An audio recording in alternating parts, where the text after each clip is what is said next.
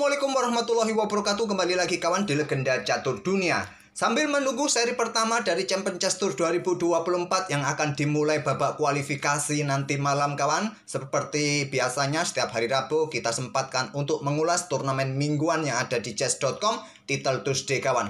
Nah kebetulan di Title Tuesday edisi dini hari tadi kawan, Magnus Carlsen main di sesi awal dan Magnus Carlsen keluar sebagai pemenang sesi awal kawan. Tak terkalahkan, hanya 2 kali remis kawan, memetik poin 10, memimpin sendirian turnamen ini dengan selisih setengah poin atas Jeffrey Xiong. Kemudian di sesi akhirnya ada kejutan kawan. Hans Niemann Moke memenangkan sesi akhir.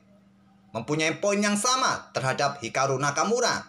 Cuma dia menang tie breaks kawan. Karena Hans Niemann Moke ini pada game ke-9 ini kawan, mengalahkan Hikaru Nakamura. Selamat buat Magnus Carlsen dan Hans Niemann Moke yang memenangkan sesi awal dan sesi akhir. Dan Hikaru Nakamura kalah pada game ke-9 ini tentu menjadi pukulan juga bagi Hikaru Nakamura.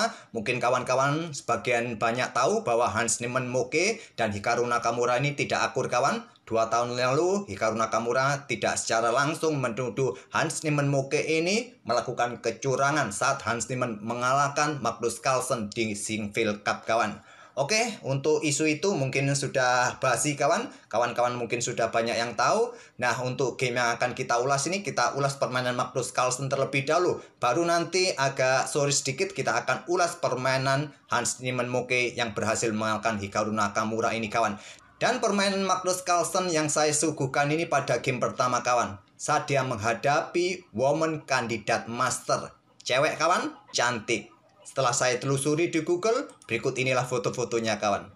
Dia kelahiran 2007 kawan, berusia 17 tahun. Lihat foto-fotonya cantik-cantik di sini di Google, bisa kalian cari nama Veronica ini kawan. Dan langsung saja, tak perlu kita lama-lama memandangi foto cewek cantik ini, kita ke papan analisisnya. Bagaimanakah permainan cewek cantik ini menghadapi Magnus Carlsen. Tapi ini adalah permainan online tanpa ada kamera kawan. Jadi Magnus Carlsen mungkin tidak tahu wajah Veronica seperti apa, karena dia merupakan pecatur yang hanya bergelar woman kandidat master. Kalaupun Magnus Carlsen berhadapan di atas papan langsung di depan meja kawan menghadapi pemain cantik, mungkin Magnus Carlsen juga akan grogi melihat wajah cantiknya. Oke, langsung saja. Carlsen pegang hitam. Di sini Veronica mengawali dengan pion E4. Carlsen kuda C6 bermain dengan Nimzowitsch defense, memberikan kesempatan lawannya untuk mendapatkan kontrol peta pusat secepat mungkin dengan 2 pion kawan. Tapi pion D4 ini merupakan pilihan nomor 2 di sini kawan. Ada 2 opsi menurut engine ya, kuda F3, pion D4 ini, atau kuda C3 kawan, 3 pilihan utama. Veronica langsung memanfaatkan kesempatan ini untuk kuasai peta pusat dengan pion D4. Tapi kalau kalian ingin tahu jalur utama permainan Nimzowitsch defense dengan kuda F3, saya akan tunjukkan kawan. Oh ya, mungkin kalian bertanya kenapa admin pilih papan warna seperti ini. Ini default dari chess.com kawan. Di Title Tuesday ini admin tidak bisa otak-atik warna papan. Jadi ini apa adanya dari chess.com. Baru nanti di event-event yang lain bisa kita gonta-ganti warna papannya. Kalau yang ini admin coba kok nggak bisa, nggak tahu kenapa. Sudah defaultnya dari chess.com kawan. Nah, jalur utama kuda F3 biasa berlanjut dengan langkah pion D6, baru pion D4, kemudian ada kuda F6 serang pion, ada kuda C3 pertahankan pion, gajah keluar untuk tekan kuda untuk mendapatkan pion ini kawan di peta D4. Tentu kalian bisa backup dengan gajah E3, kemudian pion E6, gajah keluar, rokade. Sampai langkah kelima ini saja kawan. Ini sudah membuat posisi putih menurut engine lebih baik ketimbang hitam kawan. Walaupun di sini Stockfish menilai dia juga masih ragu naik turun, tapi sementara ini dia mendapatkan keunggulan 1 sampai 0,8 kawan. Oke, kembali lagi ke langkah aslinya. Kita ke langkah aslinya dari Veronica dengan pion D4. Dibalas Carlsen langsung dobrak kawan menantang pertukaran dengan pion D5, pion E5 pilihan utama ataupun kuda C3, memilih dorong pion maju ke peta E5. Carlsen keluarkan gajah terangnya terlebih dahulu kawan sebelum memainkan pion E6 ataupun bersama kuda. Ini harus hati-hati juga untuk menyerang pion di sini. Nah, pion C3.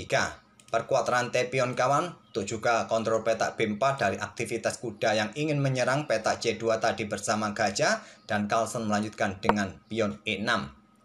Kuda F3 ataupun gajah D3 langsung menantang pertukaran. Dua pilihan utama atau pengembangan kuda ini cukup ke peta E2 kawan. Memilih dengan langkah pion F4, pilihan nomor 4 di sini, pion F6, balasan dari Magnus, pilihan utama juga. Nah, baru kuda F3 di sini Stockfish menyarankan bermain dengan kuda ke H6, gajah itu juga bisa jadi pilihan kawan. Tapi Carlsen memilih dengan langkah pion G5, menantang pertukaran pion kawan. Ditolak dengan langkah pion E pukul pion F6. Tidak bisa memanfaatkan langkah terbaiknya. Gajah B5, pilihan dari Stockfish yang mungkin ada pion G4. Nah, kuda bisa serang gajah terang di sini kawan. Nah, berlanjut dengan langkah mungkin gajah ambil kuda di petak B1 ataupun melanjutkan dengan langkah seperti apa enaknya? Apakah pion pukul pion di sini untuk nanti membuka discover pada kuda? Ya, kuda akan ambil gajah, ambil balik oleh pion di sini dan bisa berlanjut dengan langkah pion F pukul pion E5. Posisi putih masih lebih baik kawan. Oke, kembali lagi ke langkah aslinya. Nah, di sini putih memilih tadi dengan pion E pukul pion F6. Tujuannya apa? Berikan ruang bagi kudanya lompat ke peta E5. Nah, Carlsen juga tidak terburu-buru tangkap kembali pion putih, dorong pion G4. Kuda bergerak ke peta E5. Kalau Stockfish sih sarankan pion ini dorong saja tipenya skak. Baru setelah kuda peta E5 mungkin baku hantam di sini kawan. Nah, kalian bisa ambil balik menggunakan pion F. Memilih dengan langkah kuda ke peta E5. Nah, kuda sekarang caplok pion F6 kawan oleh Magnus. Kemudian Veronica melanjutkan menantang pertukaran gajah terang. Gajah D6, pilihan dari Magnus kawan. Mempersilahkan untuk pertukaran dan terbuka lajur pusat nanti. Dan pilihan terbaiknya langsung pertukaran, tapi memilih dengan langkah rokade pendek langsung. Magnus juga rokade kawan. Raja bergeser, benteng bergeser, mengisi lajur G kawan. Dan menterinya juga siap diberikan jalan oleh kuda nanti dibuka. Entah kuda lompat mungkin ke pusat juga ke E4. Menteri keluar ke peta H4 nanti. Atau menteri ini bergeser nanti ke ruang terang ini kawan. Kita lihat saja. Gajah E3, kuda E7 lanjut Magnus. Apakah persiapan bermain dengan pion C-nya siap didorong kawan, ataukah juga persiapan manuver untuk eliminasi kuda yang posisinya sangat mengganggu kawan? Dengan dukungan dua pion, formasi seperti ini terkadang menjengkelkan kawan. Lanjut di sini gajah F2 siap reposisi ke diagonal ini mengawasi posisi menteri yang ingin menempati petak gelap H4. Dan di sini menteri digeser Carlsen ke petak terang kawan, siap naik ke petak terang. Gajah H4. Nah, di sini pilihan terbaiknya pertukaran gajah terang langsung. Tapi Carlsen memilih dengan kudanya ke pusat juga kawan. Bentuk langkah provokasi untuk pertukaran diambil balik menggunakan pion nanti kawan. Di sini kalau diambil seperti ini ambil balik oleh pion karena menteri juga mengawasi pion yang di sini. Jadi dia akan ambil balik menggunakan pion kalau pertukaran itu terjadi.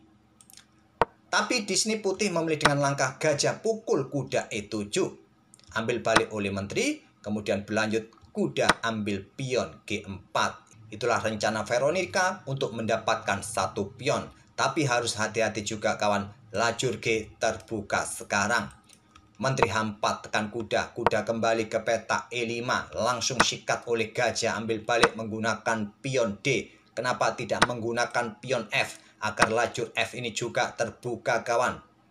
Nah, posisi rantai pion pun juga bagus. Apa efek buruknya bagi putih jika menggunakan pion F untuk ambil balik pion E tadi?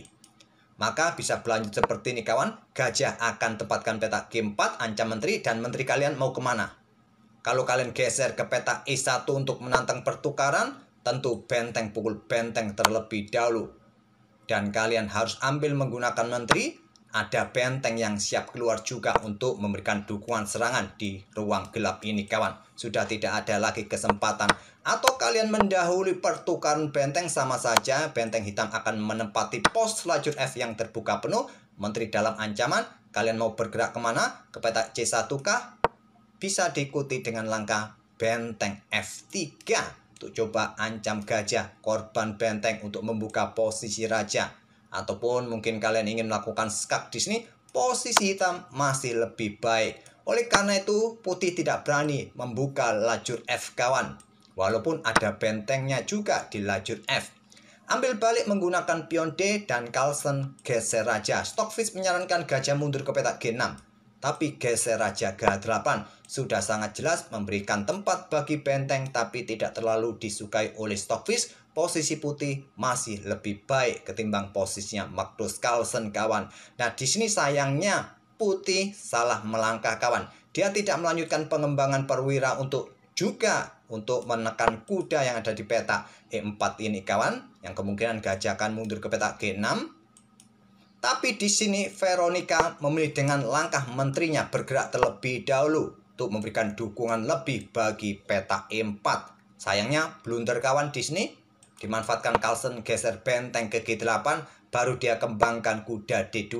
Nah, kita berada di puncak permainan, kawan. Di langkah ke-19, Magnus Carlsen bermain sangat cepat. Coba bayangkan, dengan permainan 3 menit, dia masih mempunyai 2 menit 43 detik, kawan.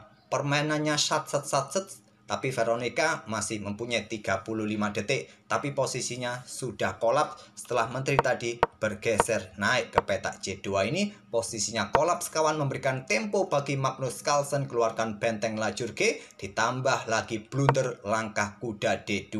Nah, sekarang silakan pause video ini untuk beberapa detik dan coba temukan langkah brilian dari Magnus Carlsen untuk melanjutkan gebrakannya, kawan. Sekarang waktunya Carlsen counter attack. Kalian menemukan langkah korban benteng? Inilah yang dilakukan oleh Magnus. Ambil pion G2 skak. Memaksa raja ambil. Kalau bergeser ke sini ya skak mat 1 langkah. Ambil, kawan, benteng satunya keluar. Kemudian raja bergerak ke peta F3. Kalau bergerak ke sini, apa yang bisa dilanjutkan? Ya, kuda bisa ke peta F2, skak bisa ke peta F3, skak bisa, paling cepat ya ke sini, kawan, skak yang memaksa benteng ambil, menteri ambil, kawan, di sini. Nah, beberapa langkah berikutnya juga bisa skak mat. Sulit dibendung lagi, kawan, skak mat di sini.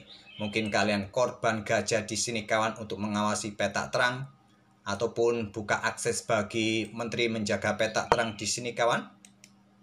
Ya, menteri ini akan ke peta F3 sudah cukup untuk memaksa menteri akan blokade dan skak mat sudah.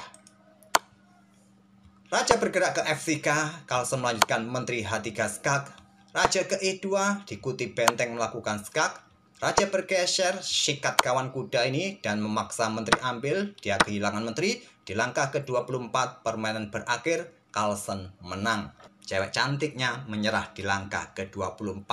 Oke, itulah, kawan, permainan Magnus Carlsen menghadapi cewek cakep yang masih berusia 17 tahun, kawan, bergelar Woman Candidate Master di Title Tuesday sesi awal game pertama. Oke, semoga permainan kedua pemain tadi bisa menghibur kalian. Dan nanti sore ya seperti yang saya bilang tadi, coba nanti kita otak-atik permainan Hans Niemann versus Hikaru Nakamura. Belum sempat saya lihat tadi gamenya seperti apa, kawan. Nanti saja admin coba otak-atik mana posisi-posisi kritis yang membuat Hikaru Nakamura kalah oleh Hans Niemann. Oke, kita akan bertemu di video-video berikutnya. Terima kasih. Wassalamualaikum warahmatullahi wabarakatuh.